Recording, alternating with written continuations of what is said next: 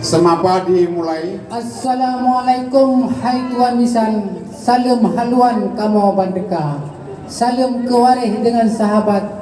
Lebih yang penting tak Bapak Haji Bustami Usman sekeluarga. Iya, Niba uronyo kamu atuh langkah. Lintu yang agah Muhammad Adal katruh kamu ba. Alhamdulillahirabbil alamin.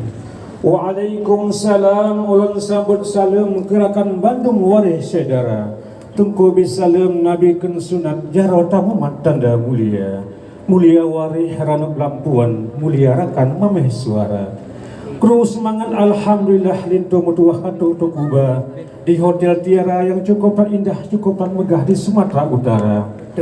Bengong lam taman kemang si ulah, cukup indah lam kebun raja. Pakan jotilat mehatu langkah, pina masalah bajalan raya. Deka, kamu muda janji ngambisan, tetapi buat Tuhan hantu tatulah. Iya, alhamdulillah. Dia tiap bau tupai melompat, ati habak langsat anak cimpala. Nesabasi anwari hai tungku bek tebu burun laki kisah kamu temanyang bacut bak tungku berhajat tungku truh kena teka. Nesabasi anwari rombongan walaupun jauh tungku berangkat dari ayahanda. Rombongan kamu Bapak Bustami Usman kata gepreh lintu yang teka. Bu mulia jamai gepreh rombongan gedang hitam ngemaja hitam gedang membanja menansin ibu cukup datar tadi gepreh meriti tinto yang tunggu ba. Menyetunggu kalandara kamu di dalam tungku cukup tak tari Jutniza Ananda cukup tak tari cukup tak indah. Budinya baik cukup setia, pandai memasak rajin mengaji, sekolah tinggi jadi sarjana. Langkah kamu ke Medan, kamu merijang lintu saudara. Lintu saudara nyopa bening yang rincung bagi yang ngon suki itu terang. Ngon kulah kama kesuk baule nyoku meninte lintu saudara.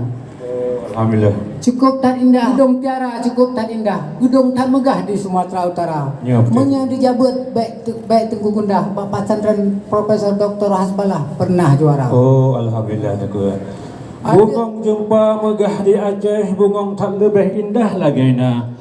Butuh lagi yang tunggu kamu peh cukup tak jidah lantu yang tunggu ba. Cukup tak senang hati Bapak Haji Bustami Usman lintu tak tampan selaksana raja. Payah kamu tanya yang tunggu pernah soidang tunggu di dalam tunggu cerita. Menya makanan dengan tebe maun, ngan utulasun pulang kata. Ranuk sigapu pelengkar sam ranuk lampuan hari peraja. Betul aku ya.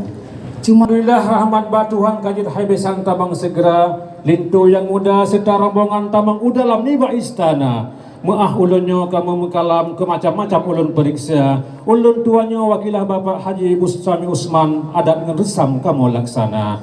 Tungku melangkah dengan bismillah dengan izin Allah sehat semua.